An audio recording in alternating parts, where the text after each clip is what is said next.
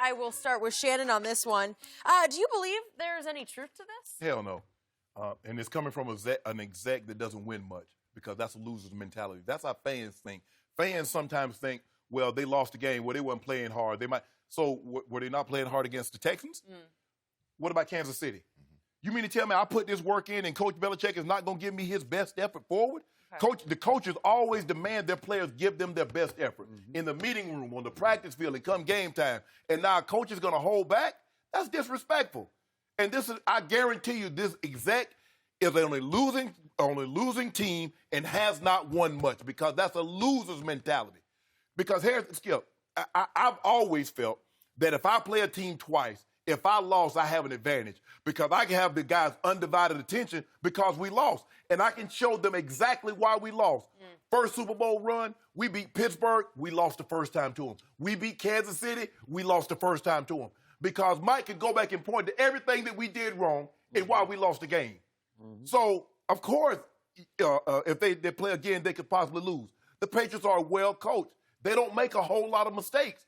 And you have to meet that fire with fire by not making mistakes and playing well. But to suggest that the reason why the Patriots lost is because they gave less than their best effort is foolish. That's crazy. That's asinine. And I can't even believe that an NFL exec, would even let that come out of his mouth, Skip, because you know how much time guys put in. You know the effort. James, you know the effort that coaches and players put in a week. And they said, okay, we good. No. We played the Dolphins, Skip, and that we gave it everything we could. They just beat the hell out of us, and Mike had us out the game midway through the third quarter. That wasn't like we didn't give our best effort because we wanted to win. We played them again. We blitzed them, but that didn't have anything to do with it. And so I take offense to this, that he said this, that a team gave anything less than their best effort when the games are so valuable. Skip, it's not like basketball where you can load manage, or baseball when you got 162 games. It's 16. Seeding and even making the playoffs are of the utmost, and every game is magnified. Yeah, I agree with Shannon. It's no way they came out there and gave less than their best. Or I he believe gave less than his, like he kept some things back. No, it's no way. He's not keeping anything back. You want that number one seed. Even though they were undefeated at that time, you still want to hold that number one seed. Everybody wants to play at home. It's no way he comes in there with less than his best game plan. I think this so-called NFL exec may have a little bit of inside information that now they believe they have a plan that could be way more effective against him after playing against him and having that happen, you know, the way it did. Now, I think that may be a case, but no one goes into a game plan saying, you know what, I think I may have to see them again, so I'm going to give less than my best. I don't want to give them everything. I don't want to put all the game plan out there so they know, you know, what's going to come next time and they'll be prepared for it. It's no way you're doing that. So, remember, we're talking about the evil genius of the evil empire here.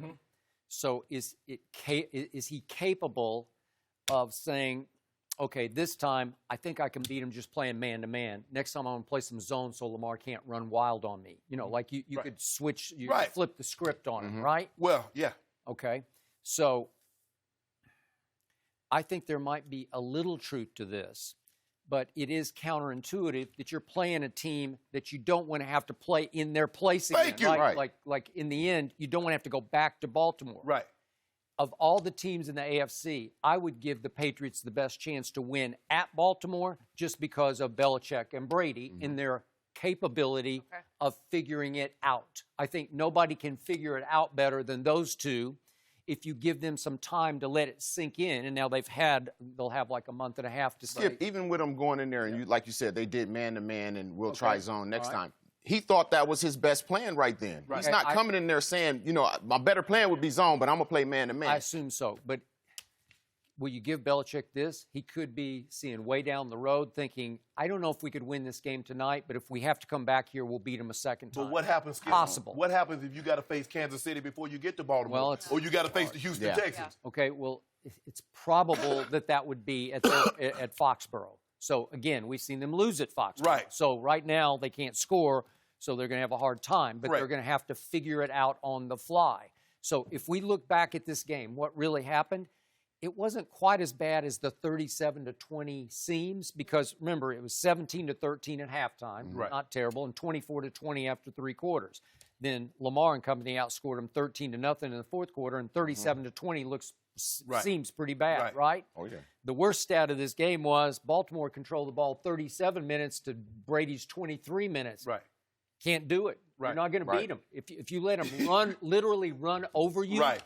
that's what will happen. And it wasn't Lamar who did the most damage. It was actually Mark Ingram, because he went 15 times for 115 yards. Well, that's almost 8 yards a carry against the vaunted New England. Right. That won't work. Well, I think they might have that. came into that game plan with the idea of let's do what we can to get the ball out of Lamar's hands unless he's passing the ball so that he's not running on us. Right. And make Ingram run the ball. Well, they were able to do that, and he did it effectively. So, like I said, I think this so-called exec has a little inside information, and they're saying, you know what, next time we see them, you know, we're looking at a game plan that I feel is way better than the one we use. Could be right. The runaway MVP did not kill them that night because, again, Lamar was 17-23, which is high percentage for 163, a touchdown and no interceptions, but he ran it 16 times for only 61 yards. That's 3.8 a carry. That's not what he usually does to people, right? Right. But see, the thing is, Skip, for them, it's not so much Lamar, you know, he wants to break off those big runs, but they control the clock. See, they feel as long as we don't turn the ball over, the likelihood of Tom Brady moving the ball, unless it's a short field, because their offense is not as explosive as it used to be, Skip. That's why Coach Belichick is taking more chances, going after punts, or defense playing zero coverage, trying to get short fields for his offense, because he knows they can't consistently move the ball as they once could. So this notion that, it's like, Skip, you remember they lost that game to Miami that year. They had home field. They beat Miami. Denver now has to go to them. They lose. They got to go to Denver. Denver beats them. Last year. You mean the year they wound up in Denver? The year they wound up in Denver, yes. Hey, remember, they had the Jets. They went to overtime. And Belichick won the toss in overtime and deferred. And they go right down the field and scored. Fitzpatrick, if I'm not mistaken. He did. Goes right down the field and scored. Last year. Lost. You think, who cares if we got to go to Kansas City? They weren't trying to lose that game to Miami. Miami just pulled off a miracle play. It was a miracle. And they had to go, and they pulled it out. Tom Brady is 20-3 at home in the playoffs. Yeah. He would rather, the Patriots would rather play at home. Okay, got it. You're not conceding any games, Skip. They're too valuable. And like the time of possession you said, they got the ball 37 minutes. Their defense is sitting over there rested, ready to go. So as soon as they get in there, they're going 100 miles an hour. The offense, the other team hasn't even got enough time to get into a groove. And out there long enough. Just what you got to do. You got to throw Brady's rhythm off. Okay. Skip. Well, his numbers weren't terrible. Brady went 30 of 46 for 285. And guess who caught 10 balls for 81 yards? The now forgotten Mohamed Sanu. So that was his peak. After that, he just disappeared. But think about it, Skip. 10 for 86. That's 8 yards. Nothing. There are no explosive plays. You got to get. 286 on 46 attempts. I know. And guess who went 4 for 4 in the red zone? Lamar did. Exactly. Brady went 2 for 4 in the red zone. Ball game, right? And what play turned that whole game around on Lamar's opening drive? They got it down to 4th and 3 at the 6, and they were stymied, and they said, we got to kick a field goal and just go 3. Lamar said, no, let's go. Okay, no.